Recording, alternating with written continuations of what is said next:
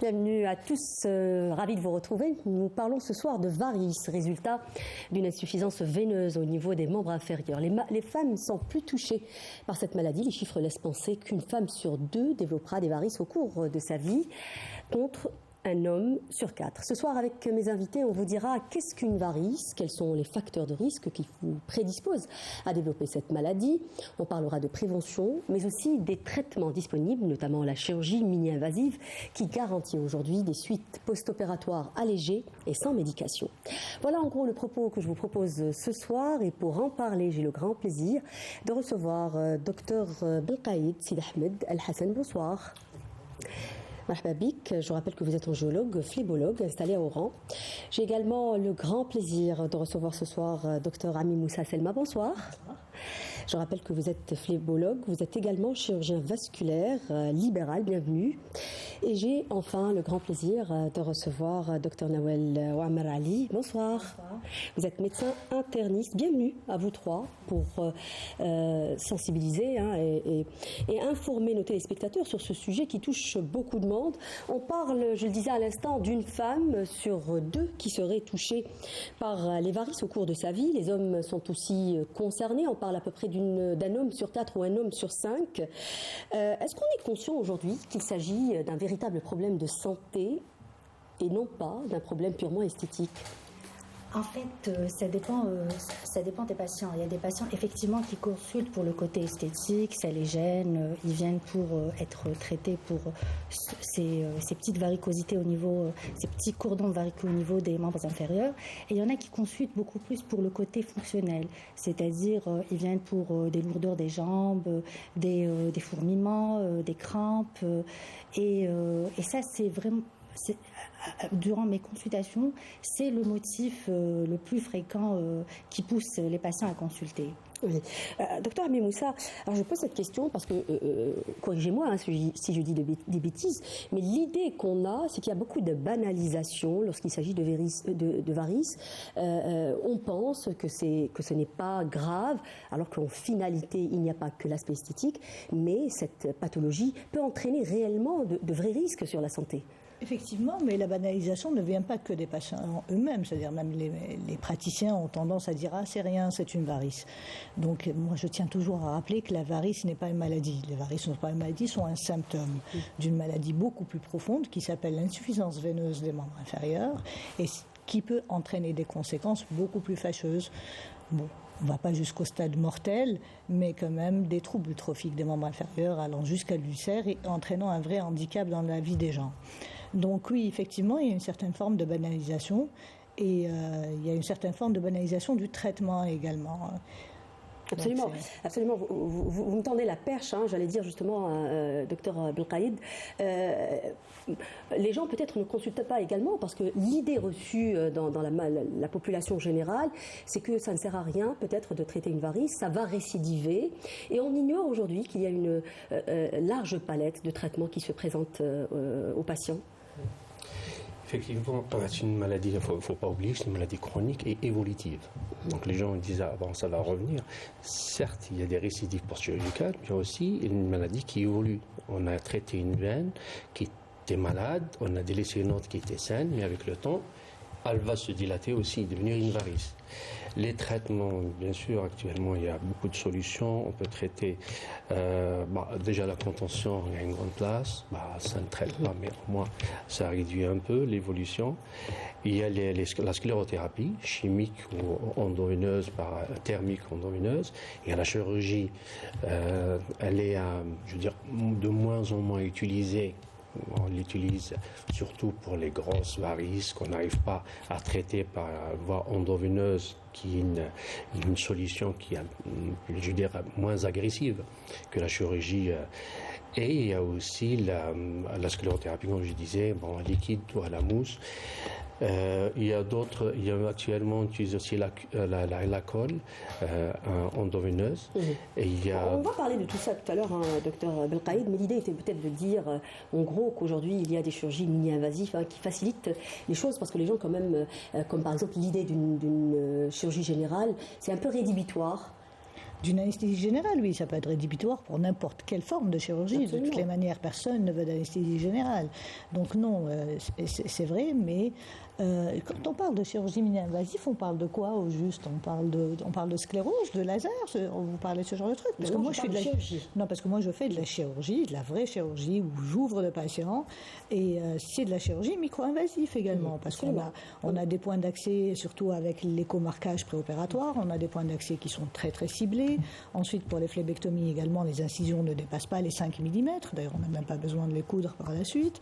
Des stéristrips règlent le problème. C'est de la chirurgie ambulatoire, pour ma part. Ils rentrent le matin et sortent l'après-midi. L'anesthésie générale, c'est pas vraiment le terme, on est plutôt dans des analgésies. Donc les malades sont plutôt shootés plus qu'autre chose, ajoutés à l'anesthésie locale. Ils sortent en marchant, il n'y a pas d'alitement, donc c'est moins contraignant que les strappings d'avant. Absolument. Alors, un autre point, avant de voir un reportage sur la thématique du jour, justement, un autre point peut-être à aborder aussi quand on parle de ce manque d'informations ou peut-être de ces personnes qui ne consultent pas, c'est aussi parce que d'abord, on ne sait pas vers qui s'orienter. La phlébologie est une spécialité très, très méconnue chez nous. Et en même temps, cette spécialité est prise en charge quasiment dans tous les cas chez le privé, ce qui n'est pas toujours accessible aux patients. Qu'est-ce que vous en pensez? Effectivement. Alors, les patients, généralement, ne savent pas où s'orienter. Alors, il y en a qui partent chez les cardiologues, il y en a qui consultent chez les chirurgiens pour ce genre de varices. Et puis, au final, il faut expliquer aux patients que l'examen à faire dès qu'on remarque qu'il y a ces petites varices, il faut faire un échodoppler vasculaire afin de voir justement s'il y a cette insuffisance veineuse. Et puis c'est le médecin qui fera cet examen qui orientera le patient chez un chirurgien ou un médecin qui fera de la sclérothérapie selon les résultats de l'échodoppler vasculaire. Oui. On va voir un reportage justement qui revient sur qu'est-ce qu'une varice et puis voir un peu comment se fait la prise en charge de cette pathologie. C'est un reportage signé Anis Belkacem. Regardez. Elles sont de couleur violacée, bleuâtre ou même en forme de taches rouges. Les varices disgracieuses sont un problème de santé souvent sous-estimé qui ne doivent pas être ignorés car elles peuvent avoir un impact significatif sur la qualité de vie. La maladie en question s'appelle l'insuffisance veineuse des membres inférieurs. Les varices sont un symptôme parmi tant d'autres, comme des signes fonctionnels qui sont décrits par les patients, qui sont l'enflement des chevilles essentiellement, du pied, la sensation de chaleur, la sensation de lourdeur, les crampes la nuit. Tout ça font partie des signes les plus précoces. Mais quelles sont les raisons derrière l'émergence de ces varices ? La principale cause reste l'hérédité. Ensuite, il y a les facteurs environnementaux, comme l'endroit où on habite. C'est une compétition entre la pression veineuse extérieure et la pression veineuse intérieure. Pour ce qui est des options de traitement des varices, plusieurs solutions sont proposées, mais à chacun son cas. Donc, dans l'insuffisance veineuse, il faut identifier le problème et le régler. Donc, quand on reste dans un traitement comme le laser ou la mousse ou le strapping, on est dans du prêt-à-porter, si vous voulez. C'est quelque chose qui est applicable à tout le monde. Mais quand on fait John Shiva, qui est certainement la technique la plus intelligente parce qu'on va identifier le problème là où il est et on règle le problème, quand on est dans le Shiva, on est dans les meilleures garanties de résultats. En adoptant des mesures préventives, les personnes qui ont des varices peuvent améliorer leur qualité de vie et réduire l'impact de cette condition, souvent négligée, mais gênante.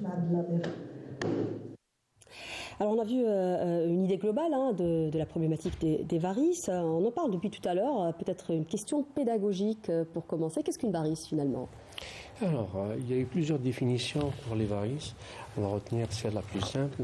C'est une dilatation et élongation d'une veine qui deviennent tortueuses avec, si on rajoute un élément hémodynamique, elle devient refluente. Donc il y a les valves qui sont à l'intérieur, ne font plus leur fonction de retenir le sang, parce que c'est un sang. Ça, c'est comme un clapet qui se ferme pour empêcher le sang de... un clapet. Absolument, voilà. Pour les gens qui nous regardent, pour qu'ils comprennent. Oui, donc effectivement, c'est l'effet d'un clapet. Le sang doit remonter contre la pesanteur, la gravité, et il ne doit pas descendre. Bon. Allah nous a doté de valves qui font la fonction d'être clapées, elles s'ouvrent, ils montent, après se referment. Pour une raison, plusieurs causes, que ce soit la veine elle est dilatée, soit que la valve elle est malade à cause d'une thrombophlébite ou autre chose. Donc le sang il redescend, il reflue vers les jambes, les parties des clives, il dilate la veine, il y a une hyperpression qui se fait et il y a un œdème qui s'installe parce que le liquide infiltre la peau et il va dégrader la peau avec le temps, progressivement, mais bon, et ça finit par donner un ulcère. Mais la varice, par définition, c'est une dilatation de la veine. Oui, donc c'est une veine dilatée qu'on voit sous la peau, c'est ça en gros, grossièrement. Alors, il s'agit d'un problème d'insuffisance veineuse, c'est la même chose, quand on parle d'insuffisance veineuse, c'est à peu près la même chose. C'est plus compliqué? Non, pas du tout. La varice n'est que le symptôme de l'insuffisance veineuse. L'insuffisance veineuse, c'est une histoire de reflux, c'est une histoire hémodynamique, c'est-à-dire le sang, au lieu de monter que dans un sens, on a un retour et un reflux par incompétence de la valve terminale ou préterminale sur les crosses les plus courantes. Oui. Alors les varices, c'est uniquement au niveau des jambes ou on peut les trouver ailleurs? Les plus fréquentes sont au niveau des jambes, effectivement, mais on peut les avoir, c'est des dilatations des veines qui peuvent se voir dans n'importe quelle veine du corps. Il y en a qui sont œsophagiennes, il y en a dans d'autres c'est-à-dire parties du corps, mais en fait le mécanisme est complètement différent. D'accord, parce qu'on parle aussi des hémorroïdes par exemple, est-ce que c'est un peu la même chose ou pas? C'est une dilatation, voilà, mais... Oui. Mais ce n'est pas le même mécanisme. D'accord. Alors, différence entre varice et varicosité, ou c'est la même chose? Une varice, en général, c'est une veine qui est dilatée de plus de 3 mm. Elle est sous-cutanée. Les autres, télangiectasie ou varice réticulaire, télangiectasie, c'est intradermique, c'est une petite, elle est de 1 mm. L'autre, elle est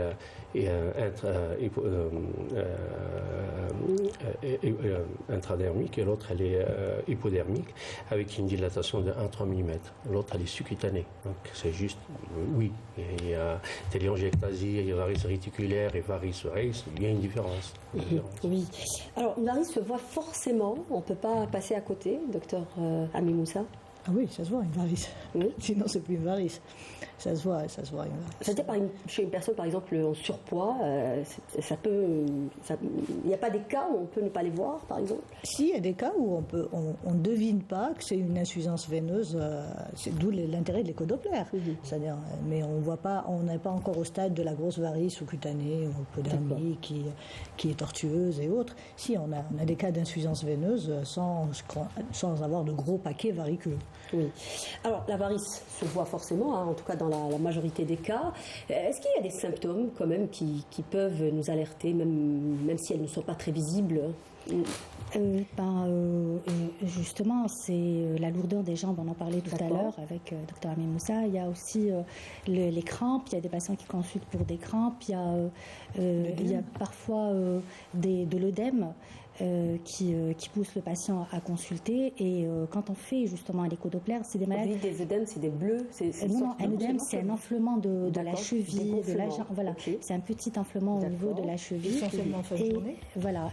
En fin de journée et là effectivement chez certains patients on peut ne pas retrouver ce cordon variqueux et quand on fait l'échodoppler là on tombe sur des veines qui sont incontinentes mais qui ne se manifestent pas encore cliniquement, c'est-à-dire sur le plan visuel, mais cliniquement elles sont quand même parlantes. Il y a d'autres symptômes aussi qu'on peut peut-être citer, les démangeaisons, les impatiences, on parle d'impatience. Oui, c'est aussi l'un des symptômes. Les démangeaisons, ça rentre dans le cadre des complications trophiques, c'est-à-dire c'est l'hyperpression au niveau des jambes qui va entraîner quelques dommages au niveau des tissus cutanés et qui peuvent donner ce prurite et le malade à force de gratter aura des petites lésions qu'on appelle des saignements qu'on appelle troubles trophiques. Oui. Alors les impatiences, c'est quoi? Quand on parle des impatiences, il y a beaucoup de gens qui rapportent ça. Oui, c'est la sensation on a besoin de bouger. On a une petite douleur, c'est une gêne au niveau des jambes et la personne elle a tendance à bouger la nuit dans des coups. Donc c'est pas spécifique à l'insuffisance veineuse. C'est un élément comme les crampes musculaires, donc c'est un élément parmi d'autres, mais c'est pas vraiment spécifique pour l'insuffisance veineuse. D'accord. Alors, quels sont les facteurs qui nous prédisposent justement à faire des varices? Oui. Alors, c'est. L'âge, on parle beaucoup de l'âge. C'est un facteur important dans l'apparition des varices ou pas? Bien sûr. C'est pour une raison très simple, c'est que le tissu cellulaire de la veine en elle-même est un tissu humain qui vieillit comme tout le reste. Donc la perte de l'élasticité entraîne une dilatation de la veine et une incompétence valvulaire, d'où le reflux. Et plus il y a de reflux, plus la veine se dilate, plus l'incontinence est importante. Oui. Alors l'âge, les autres facteurs qu'on peut citer. La génétique, les grossesses, le surpoids. Alors on parle beaucoup d'hérédité. Quand on parle d'hérédité, ça veut dire quoi? Ça veut dire que si j'ai par exemple une maman et un papa qui ont des varices, je vais les avoir forcément? Pas forcément, mais vous avez de fortes chances de les avoir. Oui. Mais c'est pas obligatoire non plus. Donc oui, l'hérédité est un facteur important. Oui, les autres facteurs, ce qu'on peut... alors on incrimine essentiellement l'hérédité. On parle... Alors vous venez de parler de la grossesse. C'est il y a aussi un moment fatidique. Il y a les causes, il y a l'hérédité justement qui, effectivement, 90% des varices, des personnes qui ont des varices ont dans leur famille d'autres personnes qui en souffrent. Il y a aussi après les facteurs favorisants. Alors il y a certains métiers. Il y a aussi les facteurs hormonaux chez la femme. C'est-à-dire la prise, par exemple, de la pilule. La prise de la pilule, la grossesse. Il y a aussi la prise de poids, la sédentarité, le manque d'activité physique. Tout ça, ce sont des facteurs favorisants, c'est-à-dire qui nous prédisposent, qui déclenchent, qui nous prédisposent. En fait, la prédisposition, elle est plutôt familiale, elle est héréditaire. Après, il y a des facteurs qui vont déclencher cette insuffisance veineuse. Oui. Est-ce que, par exemple, aussi le fait d'avoir des maladies métaboliques comme par exemple le diabète ou l'hypertension, ça aussi, on voit des varices chez ces personnes ou pas forcément? En fait, le diabète retentit plus sur les artères. D'accord. C'est les artères qui sont touchées. Il y a une surcharge. Pas les veines. Voilà. Les veines, oui, bon, ça peut retentir parce que généralement les diabétiques type 2, c'est des personnes en surpoids ou obèses. Et là, effectivement, le poids peut jouer sur ce problème, c'est-à-dire peut entraîner des dommages veineux, une insuffisance veineuse. Mais le diabète en lui-même... Pardon? Mais c'est pas le diabète directement. Mais c'est pas le diabète, voilà. La maladie, c'est-à-dire métabolique en elle-même, que ça soit l'hypertension ou le diabète, ça ne peut pas entraîner, ça n'influe pas sur les veines. Alors, vous avez parlé de métiers à risque. Est-ce qu'on peut citer quelques-uns pour dire aux gens qui nous regardent, pour qu'ils prennent des précautions? On va parler de prévention aussi. Mais est-ce qu'on peut citer, c'est-à-dire ce sont des métiers où on parle beaucoup de la station debout, c'est ça? Station debout, effectivement. Il y a les instituteurs, il y a les coiffeurs, les coiffeuses aussi, il y a la police, voilà, les on gens. parle beaucoup de la station debout, mais on ne parle pas de la station assis, parce que ça aussi, ça prédispose également, accroupi aussi. Oui. Les gens qui travaillent, qui font tout ce qui est revêtement de sol, eux aussi peuvent souffrir à cause de la position accroupie. Oui. Alors, on parle donc de métiers à risque. Est-ce que notre façon de nous habiller aussi peut être un problème en termes de varices, par exemple? Quand on parle des vêtements près du corps, comme les jeans skinny, ou est-ce que ça aussi, ça peut être un facteur de risque? Oui, les vêtements serrés, oui. Contrairement à la contention ou la compression élastique, la compression, elle est dégressive. De la cheville, on monte au genou, à la cuisse. Les vêtements qui servent, donc, ça sert pareil, la même pression, encore plus au niveau de la cuisse et au niveau du pli inguinal, donc ça fait un garrot. Et les talons aussi. Il y a une hauteur qui est favorisée. Il faut aller sur des talons de 4 cm, c'est mieux que le plat ou des talons plus hauts, de manière à permettre au mollet d'avoir une action beaucoup plus efficace au niveau de la pompe. Oui. Mais là aussi, il faut quand même qu'on soit prédisposé. Quand on parle de tous ces facteurs, il faut qu'il y ait une prédisposition. On disait tout à l'heure l'importance du diagnostic. Il est important de consulter. Pourquoi finalement il est important de consulter précocement dans cette pathologie? pour éviter d'arriver aux complications. Oui. Les complications, j'ai beaucoup de patients moi qui arrivent au stade de thrombose veineuse superficielle. Bon, on n'est pas dans les phlébites mortelles, mais ça reste quand même quelque chose de très handicapant, surtout que la moyenne d'âge, elle est aux environs entre 45 et 55 ans. Donc c'est des femmes qui sont actives, qui ont des enfants et tout, ils se retrouvent avec des thromboses veineuses superficielles, c'est hyper douloureux, c'est handicapant sur pratiquement 3 semaines. Et puis les troubles trophiques également, qui sont irréversibles. La dermite ocre, une fois installée, elle est totalement irréversible. C'est comme un tatouage. Et au stade le plus avancé, l'ulcère de jambe, qui reste quand même un réel handicap. Alors il faut dire aussi peut-être que alors il y a cette dimension justement de risque ou de complications, mais il y a un point très important aussi, c'est que quand on consulte précocement, les traitements sont aussi plus faciles, la prise en charge elle est plus facile, n'est-ce pas? Bien sûr, mais c'est valable pour toutes les pathologies également. C'est-à-dire quand on a un cancer au stade précoce, on arrive à avoir de meilleurs résultats. Quand on a des varices à un stade précoce sans gros troubles esthétiques, on a un meilleur résultat. Quand on change un pied diabétique avec un seul orteil, c'est mieux que tout le pied. Clair, absolument. Donc c'est valable pour tout. Non, mais ça c'est important à rappeler, justement, parce que c'est un des messages justement à dire ce soir. Les malades arrivent ou consultent à quel stade généralement? En fait, vu que je fais beaucoup le vasculaire, l'écho-doppler, c'est des malades qui consultent le plus souvent pour des thromboses, pour des thromboses superficielles. Alors ils arrivent avec des cordons variqueux. Donc c'est un stade assez avancé. Assez avancé, effectivement. Et là, c'est vrai que la thrombose superficielle n'est pas aussi grave qu'une phlébite proprement dite. C'est des paraphlébites qui n'engendrent pas trop le pronostic vital, mais vu qu'il y a une communication entre le réseau superficiel, c'est-à-dire le veineux varice, et le réseau profond, il y a des risques quand même que cette thrombose superficielle n'évolue vers une thrombose profonde et engendre quand même un pronostic vital. Elle est très étendue et quand elle est proche des jonctions de communication entre le réseau profond et superficiel. C'est vrai qu'il faut rappeler que c'est très rare, mais ça peut causer des problèmes du type embolie pulmonaire, par exemple. Et là, à ce moment-là, justement, le pronostic vital est carrément engagé. Exactement. C'est très grave. Alors, on disait donc qu'il était important de consulter. Un autre point aussi, quels sont les motifs de consultation? Alors, vous disiez que les gens arrivent généralement à un stade assez tardif, mais on peut voir peut-être des motifs de consultation assez différents quand même. Il y a des gens qui consultent quand même pour l'esthétique. Oui, il y a des jeunes dames maintenant.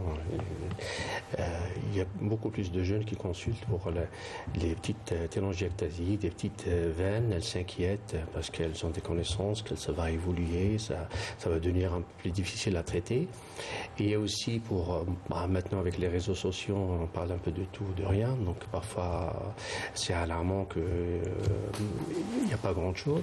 Mais des stades de complications, c'est vrai, parfois des ruptures, il y a des saignements, parfois c'est les démangeaisons, c'est l'eczéma, parfois juste les lourdeurs de jambes. Donc c'est vrai, il y a plusieurs motifs et ça varie tout dépend des sexes et aussi tout dépend des âges. Donc on va maintenant même consulter les personnes âgées, même à 60 ans, c'est pas âgé, mais quand même à 70, dire c'est pas un stade tardif, mais c'est une maladie qui évolue et il faut la traiter aussi, même à 70 ans. Les hommes aussi, les hommes, c'est vrai que les hommes... Les hommes prennent conscience aussi.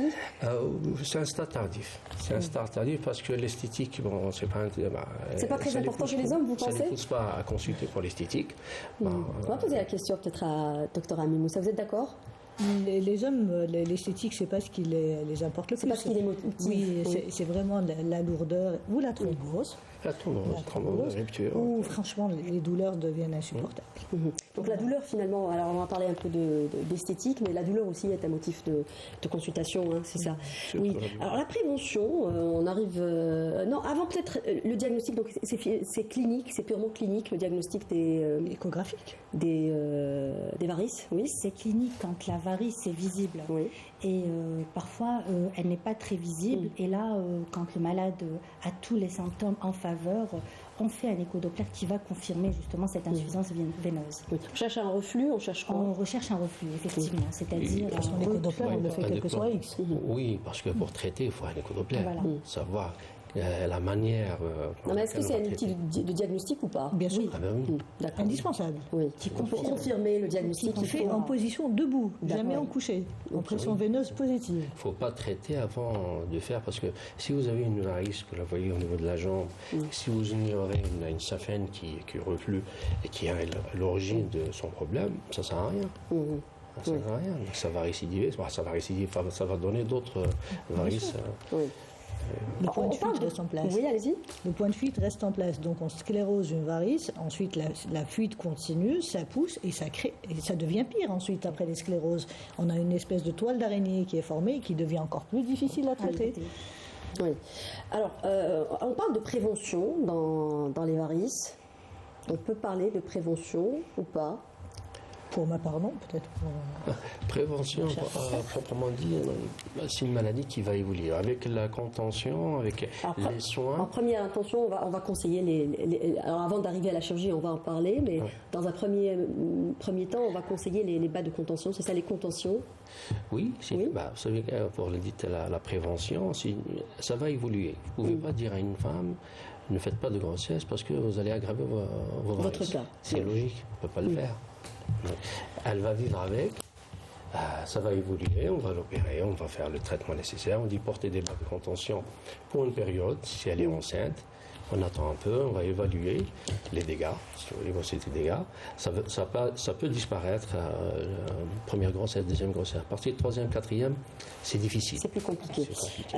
Alors, le port de contention, j'aimerais insister là-dessus, parce que ça nécessite une certaine rigueur, quand même, dans la continuité, j'ai envie de dire. Est-ce que les gens sont observants? En fait, les garder toute la journée, ne pas les enlever, les porter le matin au réveil, les enlever les porter en été aussi. C'est vrai que c'est pas, les malades ne peuvent pas respecter.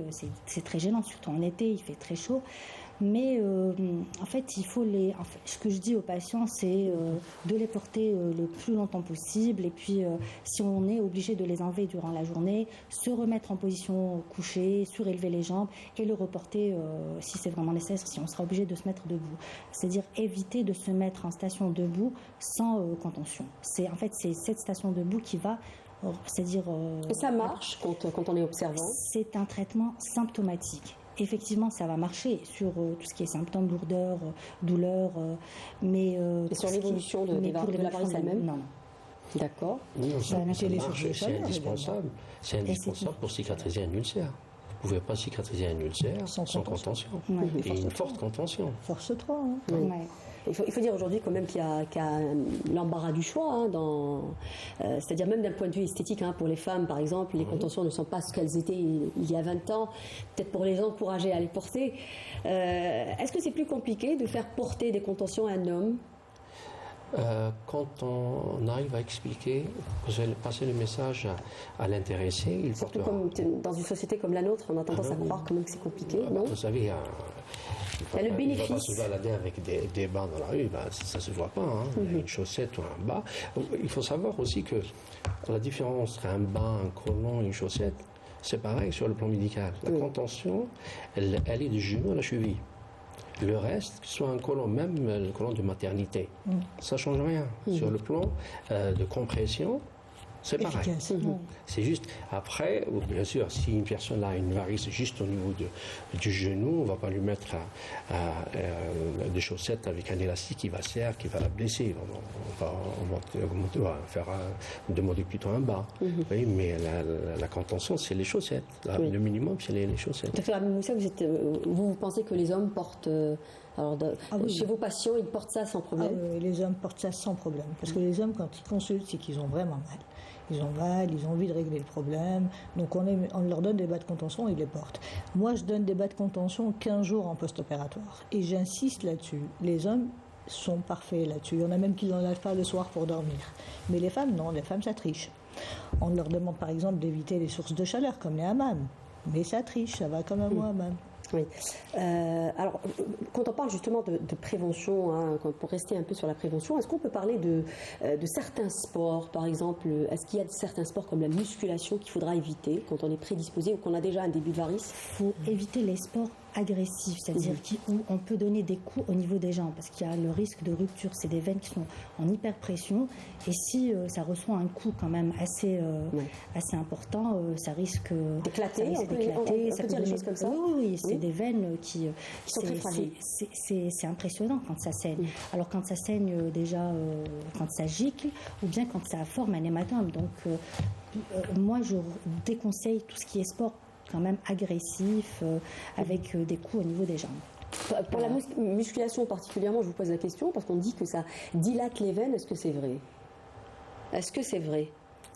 Non, mais c'est des veines qui restent compétentes. C'est comme les statues grecques et les statues romaines. On voit bien des veines qui sont dessinées sur ces corps-là de statuettes, mais c'est des veines qui sont compétentes. Elles sont très dilatées parce que la demande musculaire est importante, donc il y a une dilatation veineuse, mais les clapets fonctionnent normalement.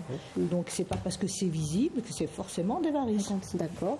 Il n'y a pas que le sport. Oui. Il y a les bains. Ce que disait à l'instant Dr Amé Moussaoui. Oui. Et ça aussi, c'est agressif. C'est pire que le sport. Le fameux hammam.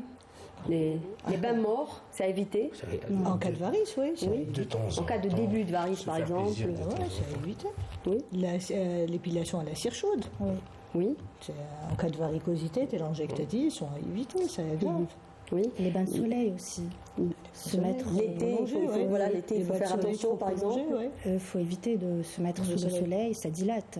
Parce que le soleil, en lui-même, c'est la chaleur. Oui. Est-ce que notre alimentation peut être aussi incriminée, par exemple, dans l'exacerbation de nos varices, au même titre, par exemple, quand on parle d'hémorroïdes, on dit qu'il faut éviter de manger épicé. Est-ce qu'on peut donner le même conseil en cas de varices ou pas? Pour les varices, c'est plutôt la prise de poids. C'est-à-dire la congestion, est-ce qu'elle est causée par la même... Ça n'influe pas. Il n'y a pas d'aliment particulier qui peut entraîner une dilatation de ces veines ou une incontinence des valvules veineuses, mais c'est plutôt le poids, c'est-à-dire éviter de prendre du poids pour qu'il y ait, vu que c'est un facteur favorisant, pour qu'il y ait moins de complications possible et que la maladie n'évolue pas rapidement. En fait, c'est pas de la prévention pour éviter la maladie variceuse, mais c'est pour éviter l'évolution rapide de la maladie. L'exacerbation, c'est ça. Voilà, et l'exacerbation, c'est pour ça qu'on recommande de ne pas prendre trop de poids, de faire beaucoup d'activités physiques. Quel genre d'activité physique on va conseiller? On a parlé des sports à déconseiller, les sports à conseiller. C'est la marche plutôt rapide, de la natation, de l'aquabike, de l'aquagym. Voilà, c'est. Parce qu'on a tendance, je pose cette question aussi parce que on a tendance quand même il faudrait faire attention à un certain stade peut-être de la maladie. Vous disiez tout à l'heure qu'une veine dilatée ou qu'une varice assez importante peut éclater. Donc il faut faire attention dans le choix du sport. Voilà, c'est pour ça que je vous pose aussi la question. Alors il y a aussi un autre peut-être tabou quand on parle de varices. On parle très peu des varices vulvaires et périnéales. Ça aussi, on le voit chez les femmes enceintes, docteur Amé Moussa. Oui, bien sûr. Oui. On le voit chez les femmes enceintes. En plus, il y a une femme sur deux qui arrive à se débarrasser d'un point P après l'accouchement. Mais après 4-5 grossesses, effectivement, on a des varices des membres inférieurs avec une continence saphénienne qui est parfaite, qui sont uniquement d'origine pelvienne. Mais ce n'est pas une histoire de tabou, c'est une histoire de méconnaissance du sujet. Personne ne s'est intéressé aux fuites pelviennes. Il y a 12 points de fuite. Monsieur connaît bien parce qu'il est à la maison de fuite. Donc, quand je parle de tabou, peut-être que les femmes elles-mêmes, celles qui souffrent de ce genre de pathologie, elles ne consultent pas. Pas du tout, elles en parlent beaucoup à leur gynéco. Mais même leurs gynécologues ont une méconnaissance des points de fuite pelviens, ils ont une méconnaissance du traitement, parce que ça se traite également, ça s'opère. C'est la même prise en charge ou pas? Pour ma part, c'est la même prise en charge, parce que moi, je fais du Shiva, donc je ne vais pas faire un stripping sur un point de fuite pelvien.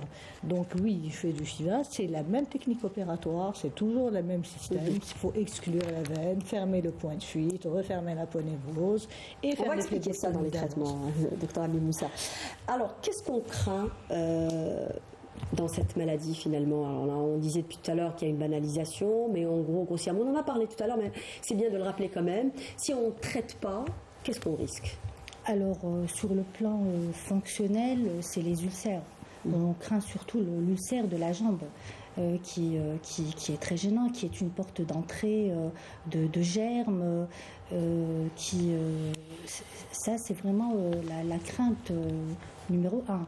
Et puis, il y a aussi les thromboses. Ça peut thromboser, comme je vous ai dit, quand c'est une thrombose qui est étendue, ça peut passer vers la circulation profonde. C'est quoi une thrombose, pour expliquer? Alors, une thrombose, en fait, c'est un caillot de sang qui se forme.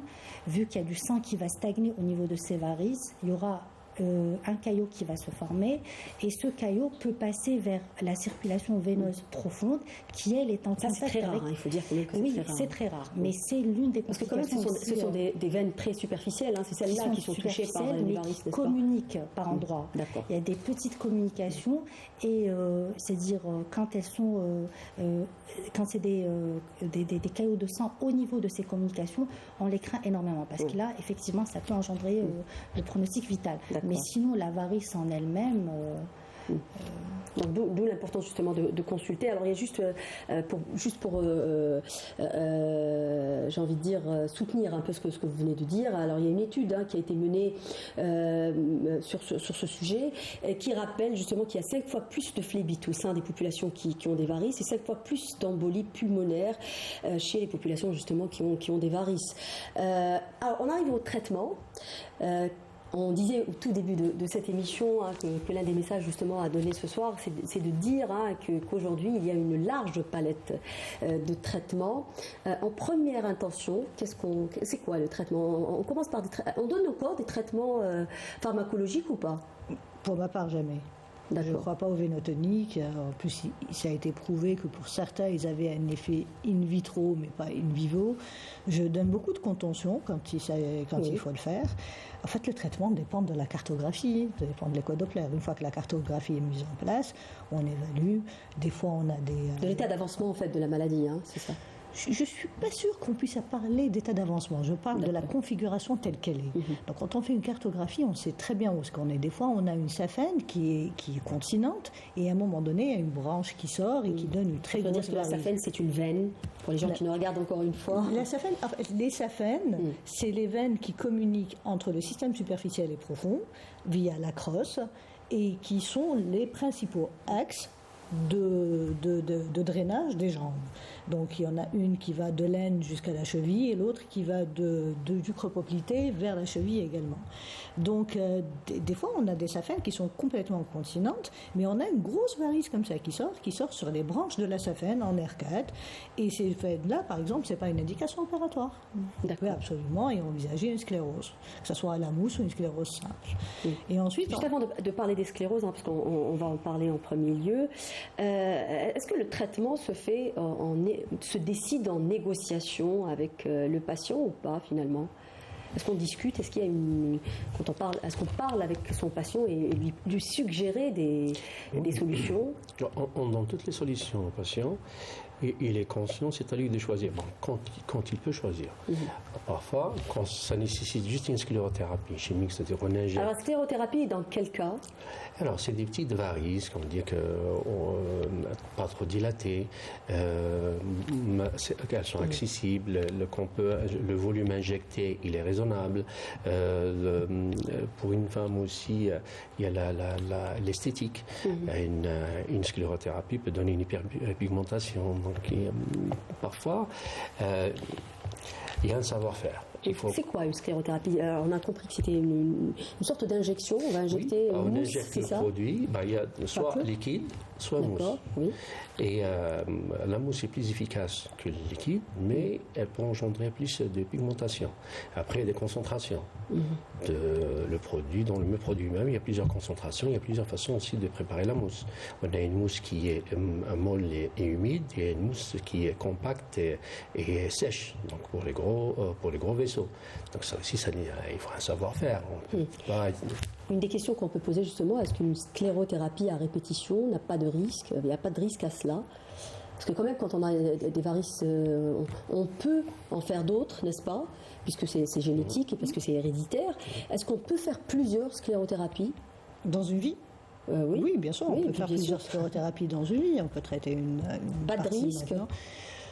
Pas de risque quand c'est bien fait, parce qu'une sclérothérapie mal faite également peut entraîner des ulcères. Absolument. des brûlures, de l'hyperpigmentation qui est très esthétique aussi. C'est pire que les varices avant.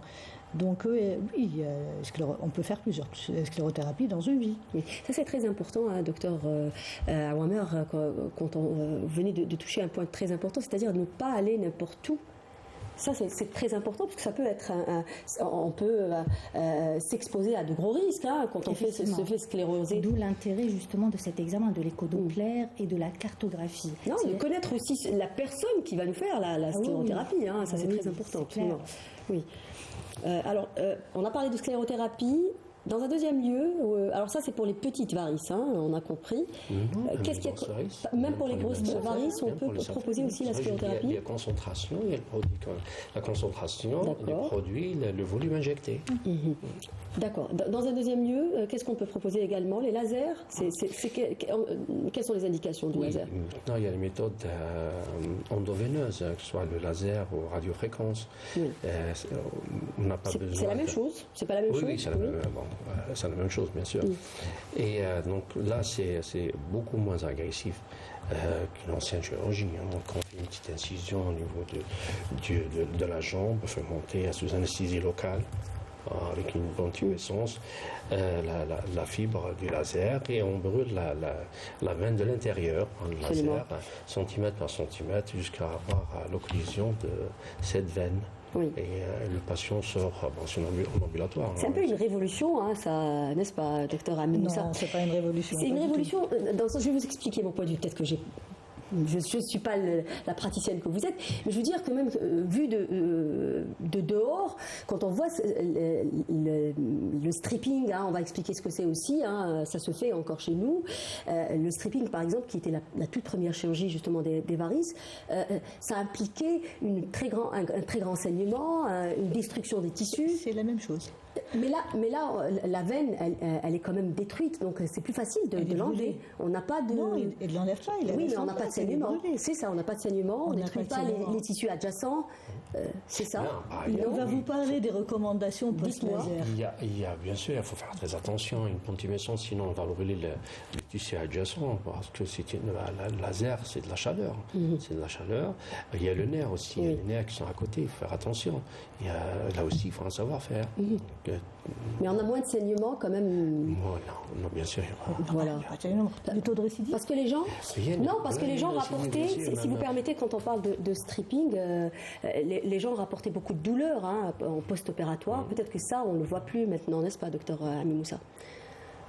Des douleurs, oui, ils avaient des douleurs atroces, c'est vrai. Ils avaient même de l'alitement pendant un moment. Les équipes, la récupération aussi. Hein. Des équipes leur disaient qu'il ne fallait pas bouger, il fallait rester allongé pendant une quinzaine de jours. Oui. C'est vrai que ça existe encore dans la radiofréquence, dans certaines personnes qui pratiquent du laser aussi recommandent tout ça à leurs patients.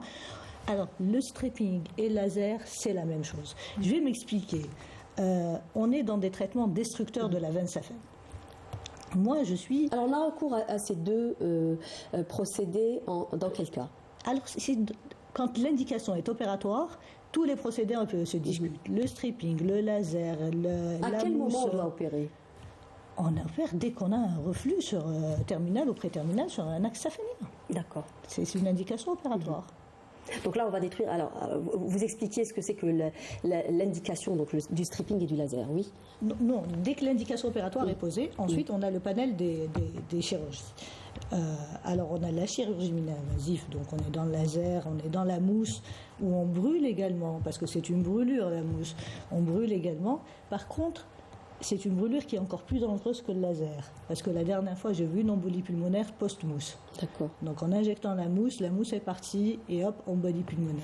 C'est rare, c'est rare. Ah oui, mais je l'ai vu. Oui, ça peut arriver, bien sûr. Ça peut arriver. Donc on est parti sur du mini-invasif, on se retrouve en réanimation pour une embolie pulmonaire, c'est pas drôle aussi. Oui. Non, je vais vous expliquer juste pourquoi moi... Il ne reste pas beaucoup de temps. Non, c'est pour ça que je vous bouscule un peu. Parce qu'on n'a pas beaucoup de temps, je vais vous expliquer pourquoi. La technique pourquoi je défends la technique que je fais. C'est parce que je suis un chirurgien vasculaire. C'est laquelle? Je fais du Shiva. D'accord. Qu'est-ce que c'est? Cure hémodynamique de l'insuffisance veineuse en ambulatoire. Dans le Shiva, on n'enlève pas la saphène. La saphène reste en place. On joue sur l'hémodynamique, donc on fait de la plomberie. On ferme les points de fuite, on enlève les tuyaux défaillants Et point barre, et on compte sur la saphène qui reste en place, qui reste drainante en rétrograde, parce que tout le long de la jambe, il y a la veine saphène qui communique avec le réseau profond via des perforantes. Donc on cherche les perforantes refluentes, on les ferme, les drainantes, on laisse la saphène. Pourquoi on laisse la saphène? On laisse la saphène parce que c'est un matériau indispensable pour les pontages. Que ce soit des pontages coronaires ou des pontages... Oui, mais à condition qu'elle soit en bon état, docteur. Alors, je vais vous dire, parce que des études l'ont prouvé dernièrement. Si elle est fragilisée, elle ne sert à Elle n'est rien. pas fragilisée. Une saphène, une fois qu'elle n'a plus le reflux, une fois qu'elle n'est plus surchargée, elle revient à des diamètres de 5-6 mm, qui devient un matériel essentiel pour un pontage. Et moi, j'ai des saphènes qui faisaient 11 mm et aujourd'hui, elles sont à 5. Et elles vont faire un Doppler ailleurs et les malades et les médecins leur disent « Ah non, mais elle en a l'air. Non, c'est pas bon. » Alors que non, la veine est drainante en rétrograde. Il n'y a plus de reflux. On va demander à Dr. Boutaïd qu'est-ce qu'il vous en pensez finalement. Il connaît bien Shiva en plus. Oui. Alors, elle est de moins en moins. Je suis pas utilisée. Vous en faites, mais demandez combien de chirurgiens font le Alors, le voilà, stripping, il nous reste pas beaucoup dernière. de temps. Le stripping, qu'est-ce que c'est déjà? Est-ce que ça se pratique? Ça, c'est une des plus anciennes aussi chirurgies qu'on fait. C'est très lourd. Est-ce que ça se pratique encore? C'est la chirurgie conventionnelle, on va dire ça en gros. Vous allez consulter un chirurgien. S'il sait faire du laser, il va faire le laser. Parce que c'est moins agressif, c'est facile à faire. Et s'il ne sait pas le faire, donc il va rester sur la chirurgie, il fera que la chirurgie. Vous avez raison. En fait, docteur Ami Moussa, je pense qu'elle expliquait que ça pouvait être très dangereux si c'est mal fait. C'est ça en gros l'idée. Le laser? Oui. Non, mais ça récidive aussi, tout comme le stripping. Comme la sclérose, comme les fibrillectomies ambulatoires, bien sûr. Par contre, je veux juste préciser quelque chose parce que c'est très important. Vous pensez que je suis la seule à faire du Shiva. Le Shiva est passé en recommandation 1A aux États-Unis il y a 5 ans. Aux États-Unis. Aux États-Unis en 1A, pourquoi pas en Algérie? C'est pas parce que les Français Je ont ne pense boudé pas la vraiment que technique. c'est ce qu'a dit docteur Boutaïd. Si, il m'a dit, vous êtes il la disait que seule ça à se faire. pratique de moins en moins parce que les gens vont aujourd'hui peut-être vers le Shiva. Voilà, c'est parce qu'il faut savoir. Alors, c'est quoi les objectifs des traitements, docteur Awamer? En fait, alors les traitements chirurgicaux, tous les traitements qu'on vient d'entendre. Alors c'est déjà aller traiter la fuite ou carrément enlever cette les veines dilatées. En fait, justement, le stripping, c'est enlever cette veine dilatée. Mais on ne traite pas obligatoirement la source de fuite. Par contre, l'intérêt, justement, du Shiva, c'est d'aller traiter les points de fuite. Et là, il y a moins de récidives.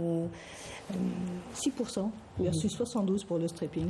Alors, un des avantages aussi peut-être des traitements mini-invasifs, c'est aussi, ce que je disais au tout début de cette émission, c'est aussi des suites post-opératoires beaucoup plus allégées. Aujourd'hui, par exemple, on rapporte qu'on peut sortir. Est-ce qu'on peut sortir sur ses pieds après une chirurgie Shiva? On sort sur ses pieds. Oui. Les malades sortent en marchant. Voilà, c'est en ambulatoire. Ça, c'est un grand avantage justement de ces chirurgies. Les malades sortent en marchant. Et il n'y a pas d'alitement le lendemain. Moi, j'ai des patients qui viennent me voir à J3 en conduisant. Par exemple, pour quelqu'un, un enseignant, on disait tout à l'heure que c'était un métier à risque, un enseignant ou un instituteur, il peut reprendre son boulot dans combien de temps après une opération Le lendemain, s'il veut. Il peut se mettre debout. Ouais. D'accord. Moi, j'avais trouvé 2 à 5 jours. Contre 3 semaines à 1 mois pour une chirurgie conventionnelle, mais vous dites le lendemain, c'est un grand avantage. Est-ce qu'il y a des effets secondaires à la chirurgie également? On termine sur ça, il ne nous reste pas beaucoup de temps.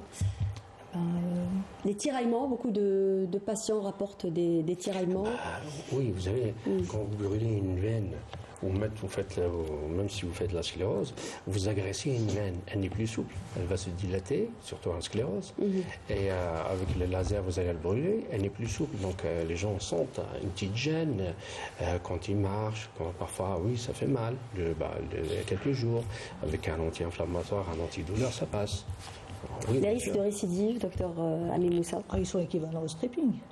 La recanalisation finit par se faire. C'est-à-dire on finit, dans tous les cas, on risque de refaire des traitements varices. destructeurs. Oui.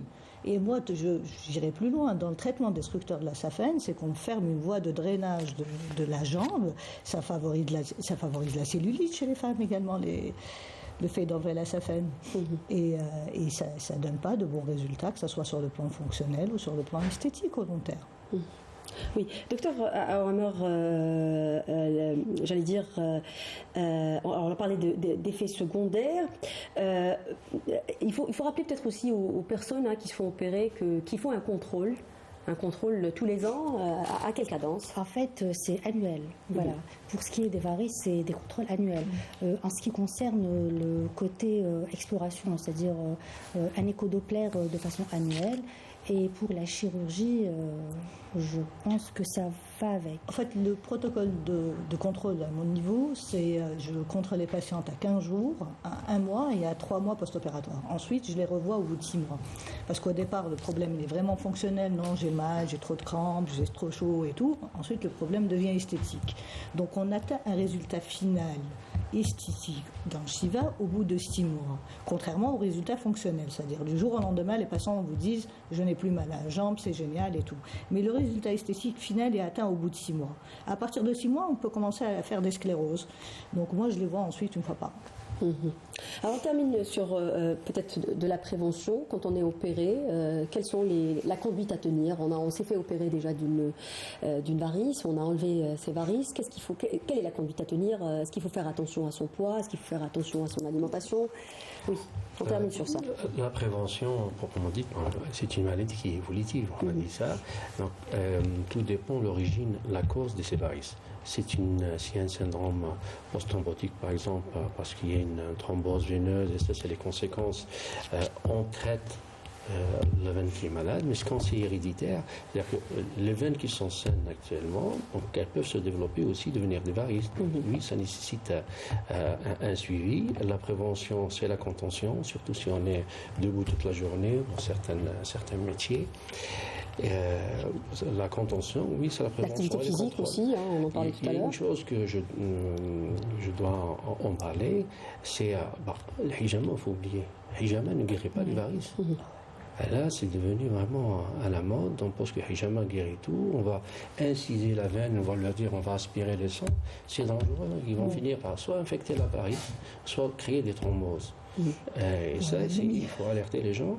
Maintenant, on va sur les réseaux sociaux, hijama, les crèmes. Une grosse varice de 5 mm ne disparaît pas avec une crème. Donc, il faut être réaliste. On termine sur ça. On termine sur ça. Il nous reste plus de temps. Merci beaucoup. Ça sera pour une autre émission peut-être. Merci d'avoir participé à cette émission et à cet effort de sensibilisation. J'espère qu'on a pu répondre, ne serait-ce qu'à une partie infime des questions que vous vous posez. Cette émission est à présent terminée. Je vous donne rendez-vous samedi prochain. D'ici là, faites attention à votre santé. À bientôt.